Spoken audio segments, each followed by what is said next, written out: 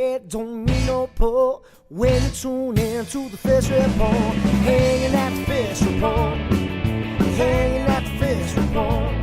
You got Craig and TK and Head that D tuned in at the Fish Report. Coming to you live from Studio F in Russia, Ohio. It's the Fish Report Live Show with your hosts, Craig Fiessinger and Ken Francis.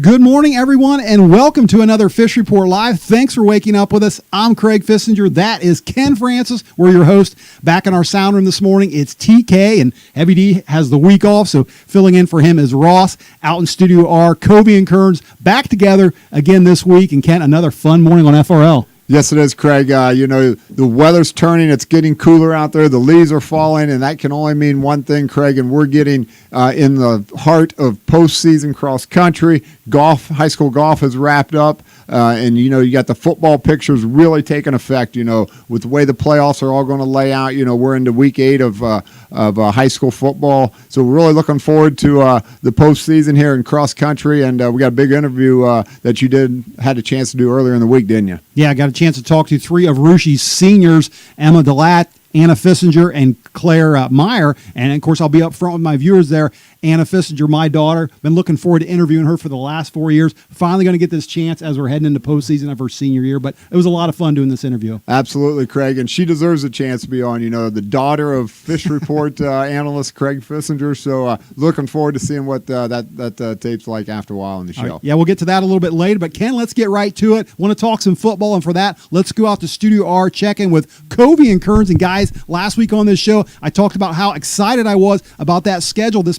past weekend. It didn't disappoint, did it?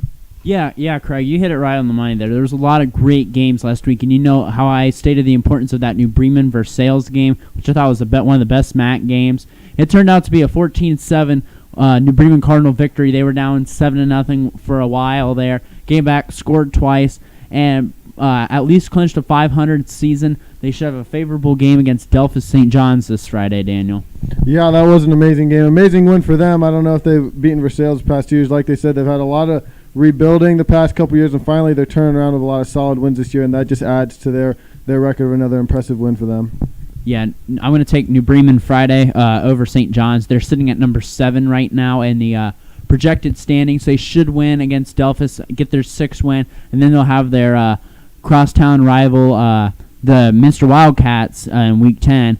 And another good game we got is Parkway at Anna. Anna pulled off maybe one of the biggest shocks in Ohio with a big 21-20 victory over the Coldwater Cavaliers, which shocked a lot of people. Might have took some intrigue out of next week's Marion Coldwater game for that MAC title. And Anna came up with a big 2-point conversion late, had a goal line stand, recovered a fumble, I believe, on the goal line, and Anna playing Parkway, a little bit of a bottom feeder in the MAC. I still expect Anna to roll after this win. They're a huge win up in Division 5. Yeah, I agree with that. Coldwater, not a lot of people probably expected that out of Anna to pull an impressive win like that off, but it definitely threw the MAC up in the air.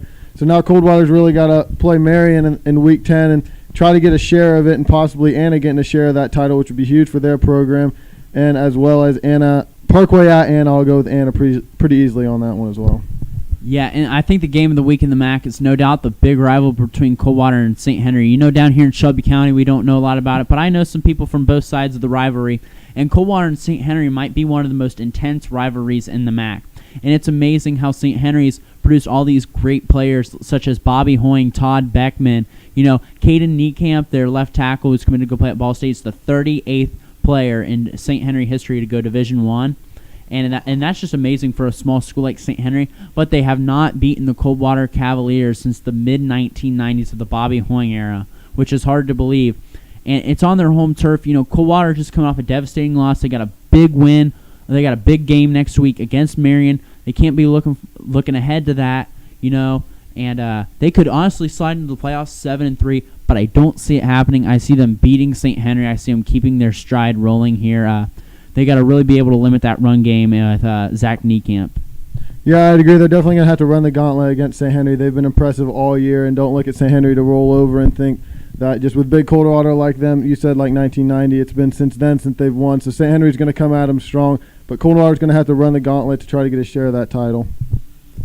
Yeah, and if we want to go outside the MAC, a good game this week in the CCC is Tri-County North, who's sitting at an 8 seed right now in Division 6. Actually, they play Miami East. I expect Miami East to win that ball game. Miami East is actually an 8 seed in their Division 5 region and Region 18. So it'll be two teams right on the edge of playoff contention here. It should be a big game for both sides. I'm going to expect the Vikings to go out with that one. Covey, I want to ask you and Kearns something back here in the studio. You look at this MAC picture, and the Anna Rockets are sitting there with an excellent chance of gaining a share of the MAC championship in football. Who would have thought that coming into this season? Certainly not me, and I was just thinking it like early in the season I had bad luck with Anna. Early in the season I had New Bremen beating Anna. Anna came out and whooped New Bremen 42-7. We had Bart Bixler on the show. They've changed up their offense a bit, and this team has a little bit of a swagger of itself. It uses their strengths to their advantage, and that's a really big thing in football. Is sometimes the system you put your team in, and that's why coaching is really key. So Coach Marino over there is doing a great job getting all he can out of these Anna Rockets, because nobody would have expected Anna to be up at the top of the MAC. Let's just be straightforward here. We would have expected them to be a middle-of-the-pack team, 6-4, maybe getting into the playoffs. But right now, they're sitting at number 3 right now in Region 18, and they're just keep on surprising me. And I should never pick against them, no matter what it seems like now. Yeah, I'd agree with that. Earlier in the season, week 1 and 2, I didn't think that they were going to be that well. Like he said, middle-of-the-pack team. They lost a lot of great seniors last year. They're pretty young with Bart Bixler and Riley Hulskamp in the backfield, but they definitely surprised us. They surprised me. They surprised Covey. And, yeah, we picked against them earlier in the week, but we'll definitely not pick against them now. It's a really impressive season for those young guys over there. Yeah, Coach Marino might just deserve Division 5 Coach of the Year. They're excellent job he's doing over there with the Rockets. Speaking of the Rockets, I ran into Bart Bixler on Saturday over at that SCAL league meet in cross country. Went over to him, gave him a little fist bump, and he gave me about half of a smile. Like he knew what he just had done, but didn't want to talk about it a whole lot, at least not yet. So, guys, how important was that weather to those results on Saturday night? Because I was out in it, not at any football games, but out and about, and I stepped out in it for a few seconds. It was 30 degrees and raining, and I sure wouldn't have been playing football in that. Yeah, you could tell by that low score, that Marion Minster game. We haven't even touched up on that one. Marion surviving low-scoring 7-6 ball game. All these ball games were low-scoring last week. When you have a lot of 80-degree temperatures, especially in Ohio where the weather is so unpredictable, and it drops to 50 degrees and 30 degrees just weather-wise, and even when I play golf, weather conditions are huge, and even when you play baseball and just any outdoor sport, it's a huge adjustment because they've been used to playing in hot temperatures, and then you're coming out in these really crappy conditions. The ball's wet, it's harder to snap, it's harder to catch. You're gonna have to you're gonna have to bring some hand warmers here on the sidelines to get your hands warmed up. Yeah, I'd agree. Being a baseball player myself, rain, snow, cold weather, it's all terrible to play in. So it definitely limits the game to its full potential. The Marion Minster game is a prime example, 7-6. I imagine those fans were out there not too pleased with that score, very low offensive, probably a lot of punaways, but yeah, it's really unpredictable here in Ohio, and I guess that's just what makes this state so great. Yeah, and when you talk about weather like that, Craig, you've got to think in the reverse when it comes to cross country. To turn the table a little bit here. When the weather cools down like that, that's more favorable for the cross country runners. So even though the football guys might not like it, the cross country kids do. Well, and in football too, you just see a lot more of the run game when it gets cold like that. Just you're not able to pass as much, so it comes down to how good is your run game. Yeah, for sure, and I think that actually benefits a team like Anna. A lot of skill position players here. The junior Bart Bixler quarterback, Riley Hulskamp, their other running back. This is a team that's not going to go away. They're going to be very high up there next year. Next year you guys may be able to pick Anna ahead of Coldwater, maybe even Marion. I know that's hard to say, but we'll believe it when we see it with maybe being ahead of Marion, but they've proved it against Coldwater. So, go Rockets, I guess. Great stuff, guys. Yeah, thanks for that report, and good to see Kearns back again in the studio. He's about every other week now. Yeah, it depends if his alarm clock goes off or not. All right, we're going to take a short break, but stay right there. When we come back, we're going to talk some cross country, including that interview with those 3 Russia seniors.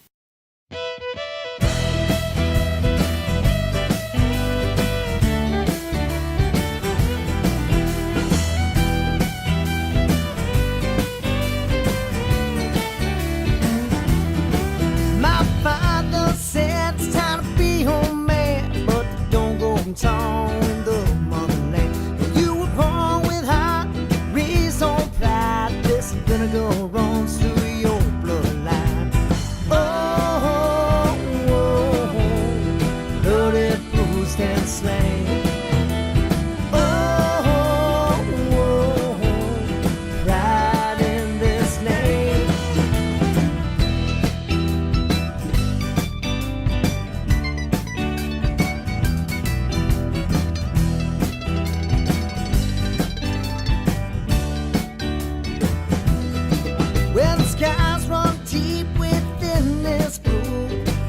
abused, advised by foolish views.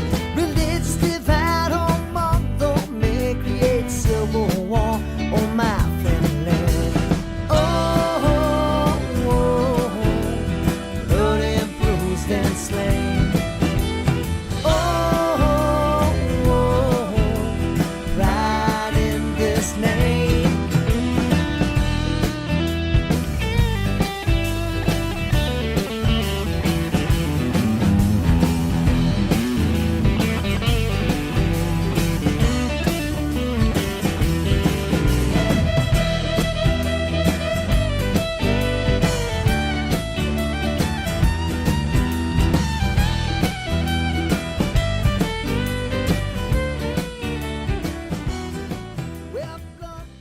And welcome back to the second half of Fish Report Live. Before the break, we were talking a little football. We're going to talk some cross country now. And earlier this week, I had a chance to sit down with three Russia senior girls, Emma Delaet, Anna Fiessinger, and Claire Meyer, to talk about the season and what they are looking forward to in the postseason.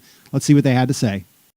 So, girls, congratulations on a very good season. One that's not exactly finished yet. You have the district meet coming up this Saturday. But let's talk about last week a little bit. Last home meet, your last league meet. Had to be kind of emotional, wasn't it, Emma? Yeah, I definitely had a lot of emotions. It was exciting running my last county meet on my home course. I was excited because I knew the course. I was hoping for another PR, which I did PR, which was nice. I was excited then, but I didn't have as much sadness at the end just because I felt like it wasn't my last race yet. I still have districts, hopefully regionals, hopefully state in the future. So those races will be more emotional when it's my very last. But there were a lot of emotions on Saturday as well. All right, Anna, this is a program with a lot of expectations. I know you've seen a lot of good runners come through here over the years. What's it like? Do you feel that when you're out in the course and you got that Rushi on your jersey? Well, I'd say on our team, success is actually pretty contagious because for us, they're seniors. Yes, we've had the experience of all these really good senior captains have been with us throughout the years, and unfortunately they've had to leave. Claire, this is a team right now that not only are you three girls running very well, but you've got girls running in that 1-2 spot that are doing very well also, don't you? Yes. Becca and Ella are a great addition to the team. Becca did amazing last year, and she's been doing so great this year. She pushes us in practice, and I love having her with me. And Ella's actually my cousin, and we always push each other at the meets. I love having her as an incoming freshman. She's been doing so well, and I just love being able to have her push me during the races, and we just help each other stay strong until the finish. And Emma, you actually stepped into that number 5 spot this year, an all-important position. What's your mentality like when you're running in that spot? Yeah, my goal this year was to stay number 5, and thankfully I have. It was after coming back from an injury last year, my goal was to become much better this year, and in my opinion, I have. And staying in that number 5, looking forward, I just hope to get closer to our number 4 to help the rest of our team have a better chance at advancing in the postseason. So getting closer to number 4, which is Anna, would be great. Anna, I know health is always a big factor with any team, especially a team that doesn't have a lot of depth, as say maybe a team like a Fort Laramie or a Minster that has a lot of girls in the program. Has that been a focus of your team this year, staying healthy? Yes, Coach actually talked about that yesterday after we ran our meet. He mentioned that we all need to stay healthy, especially because this year we don't have depth on our team, with only a team of 9 girls, that everybody needs to stay healthy in order for us to do well, so we have to be really careful about that. All right, and Claire, let's talk about this district meet coming up. This is a course that you ran at several times before, including earlier this season at that Friendship Invitational. For our viewers out there that haven't been there, give us a little preview. What do you like about the course in Cedarville? Well, to be perfectly honest, it's not my favorite course I've ever ran at, but I mean, it's familiar and I do like that. When we ran out there at the Cedarville Friendship Invite, it was very hot, but I don't know, we seem to still do pretty well on it. It's a true cross-country course. There's a lot of grass and some hills, but it's not too bad. And the only thing I don't like is that the finish is long, but at least you can see it and try to kick it in gear and get it done. All right, I got a question I got to ask you, Emma. I've been following this program now for 6 years, and I always see you girls gather up in that huddle with Coach Foster. Sometimes you're looking serious, sometimes not so serious. Tell me what's going on in that huddle, or is it top secret? Yeah, that huddle is pretty fun. We usually just pray as a team and then he'll tell us a joke or two, and just to get our nerves out before we run, and then we start a race. And He tells us what we need to focus on during the race, but then he cracks a joke for us. And sometimes it's a good joke, and sometimes it's not very funny. Hit or miss. All right, Anna. Well, Emma mentioned praying. I know not only is running important to you girls, but so is your faith. How does your faith play a role in your running? Well, I mean, personally, I think all of us girls, we really strive to have a really strong relationship with God, and it helps that. Yeah, we do have the athlete's prayer. We always pray the athlete's prayer before every meet, and it just gives us hope. Honestly, it makes us more confident in ourselves, and we always race better that way, knowing that He's always watching over us. All right, Claire, and I mentioned you girls have been doing it for 6 years now. What has running given back to you, or what kind of things have you gotten from running? So many things. I'm so glad I did cross country and track as a 7th grader because I was not a good runner. I was not good at pushing myself. And I've just learned so many things from it. It's a great team sport. I've met so many people. It helps me stay in shape. And I've just learned to push myself mentally and to believe in myself and to have confidence. And there's just so many things that come out of running. I'm so glad I've done it the past 6 years. All right, girls, and we don't like to let our seniors go before we ask them what their plans are for after high school. So, Emma, we'll start with you. After high school, I plan on going into radiology, but I have not decided where I want to go yet. How about you? I haven't decided on a major yet. However, I have been looking at University of Dayton, Ohio Northern, and Xavier. I'm planning on majoring in speech therapy, and then after that, I'll have to go to graduate school to get that finished. But I haven't decided my school. The schools I'm currently considering are Ohio State and Bowling Green. All right, great stuff, girls. Listen, congratulations on great careers. Good luck at the district meet, the rest of the tournament trail, and thanks for joining us on the show. All right, and that was Russia seniors Emma Delaet, Anna Fiessinger, and Claire Meyer. And Ken got a chance to see them run on Saturday as well as the boys. A lot of fun. It means a lot to those seniors going out their final league meet, and especially to the Russia kids on their home course. Yes, it did, Craig. It was a lot of fun to watch the kids running. A big crowd there Saturday. It was beautiful weather. And, the seniors from Russia have had a tremendous career, Craig. And, the girls in general, Fort Laramie, obviously, winning the high school boys and the girls races. But Russia, had a good day overall. And, it was nice to see they placed 3 girls, actually first team all league. So that was impressive as well. Yeah, as we said in the interview there, quite a tradition at Russia, and they certainly are upholding that, it seems like, year after year. Well, let's talk about that boys race a little bit. Last week we were talking about, Jake Rathman maybe doing something that no one's ever done and winning all 4 years in high school, winning a league title. Actually, he won a couple titles in junior high in 7th and 8th grade, going for a six-peat, I guess you say. But Joe Ballas had a little bit to say about that, didn't he? Yes, he did. Teammate Joe Ballas, Craig, ran a phenomenal race. And to talk about the race in general, first of all, I'd like to start off with saying thank you to the Russia Athletic Department in conjunction with the Village of Russia, who just put on a tremendous event. The venue there at Russia, I think for all the spectators, the people that hadn't been there before, they got a chance to see the Russia's new park, all the ball diamonds, all the grass, very well manicured. The hill going up, had the beautiful XC right on the hill. It looked like a college atmosphere, of course. It really did, Craig. Been to some college races, and I tell you what, the Russia venue has nothing to be ashamed of. They did a great job again, and a special thanks to the village and to the school district for putting on a tremendous meet.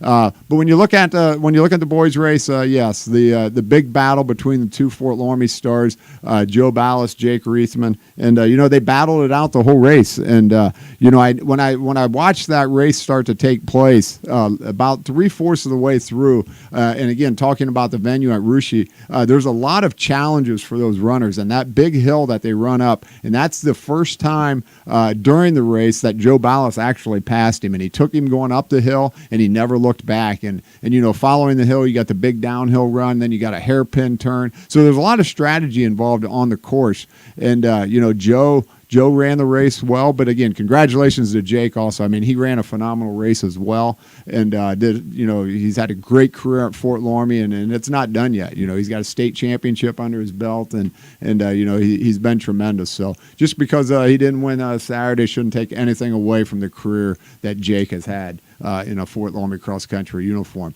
Another interesting thing I want to point out on this in this race on Saturday was 4 freshmen. There was 4 freshmen, Craig, that cracked actually the top 12, which was very impressive. When you look at these 4 freshmen, Lucas Smith from Anna, Colton Gasson from Fort Loramie, Colin Gasson from Fort Loramie, and Colin Watterson from Bockens. You know, on the girls' side, a lot of times you'll see freshman girls doing very well, but not so much on the boys' side. So, you know, the talent in the Shelby County League looks to be very strong and will remain that way for many years.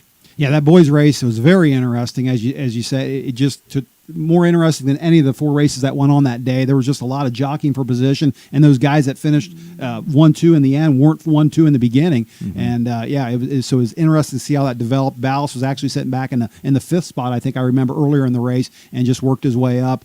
I was impressed too, as you mentioned, with those freshmen that did so well. Lucas Smith from Anna, going to be a star someday. The Gasson boys, you know, I made a comment during the awards ceremony that Coach Pranger probably, you know, he probably was excited when he had 1 Gasson, and then he found out he had 2 Gassons, and so done very well. And yeah, again, something you don't see on the boys' side so much. On the girls' side, as you said, yes, you do. And as a matter of fact, I believe 9 girls made all county, and so not freshmen.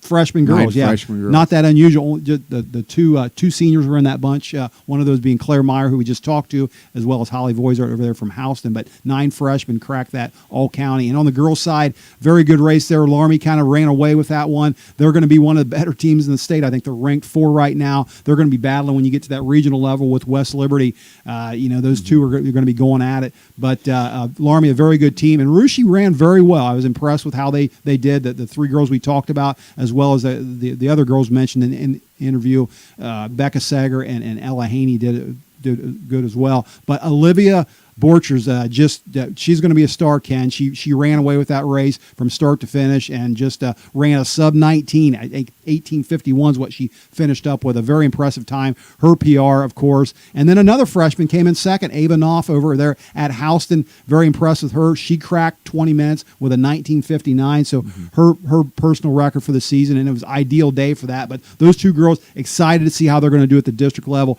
as well as beyond that. Right, yeah. Like you said, great day for running. It was the weather was perfect, no winds, very cool temperatures. So it was great to see all the kids and all the fan support out there watching cross country.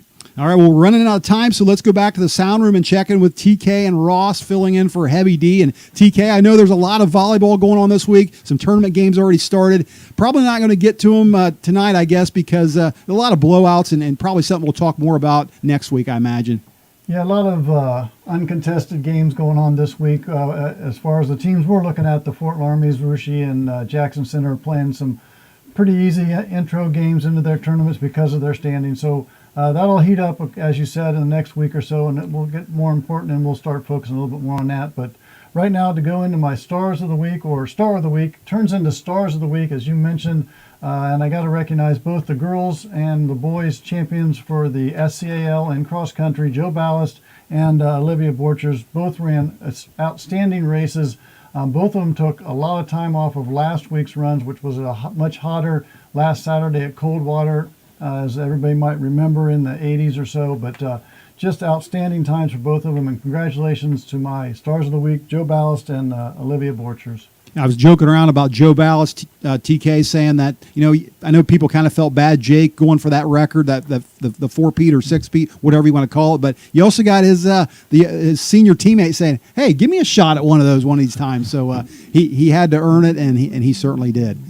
So, and Ross, thanks for filling in for Heavy D on kind of a short notice. I know Heavy D actually had to get away for I guess something personal. But anyway, we always like to go to Heavy D and have him open the mailbag, see what's in there. Last week, I know he talked about some of his favorite sports moments. So we're going to throw the question at you this week. You got any favorite sports moments? And I see you're wearing a Browns T-shirt back there. I don't know if your favorite sports moment's going to have anything to do with Cleveland or not. It's actually going to be with the Cavs, and I would say my favorite sports moment is whenever they won the 2016 NBA championship against the Golden State Warriors, when they had Kyrie and Love and LeBron. And can't wait for the season to start on Wednesday when they tip off with the Raptors. Yeah, it's hard to believe NBA season has started already. It's just amazing how quick time flies. But that's a long season. That's a long NBA season when they start in the middle of October already. Yep. It's amazing how those teams change as well. You mentioned Kyrie and LeBron, which neither of those are with the Cavs anymore. I think Kevin Love is the one holdover from those three you mentioned there. Yeah, he'll be the star this year. That's right. Well, good stuff back here, guys. All right, guys, and thanks for that. And that's going to wrap it up for us here this morning. Do want to say special thanks to our guests that we talked to again earlier this week, Emma Delaet, Anna Fiessinger, and Claire Meyer. Ken and I and the crew will all be back again next week, same time, same place. Until then, have a great day, everyone. Hanging at the fish report. Hanging at the fish report. Hanging at the fish report. Hanging at the fish report. For your latest news and high school sports, tune in to the fish report. Don't need no bed, don't need no pull. When you tune in to the fish report. Hanging at the fish report.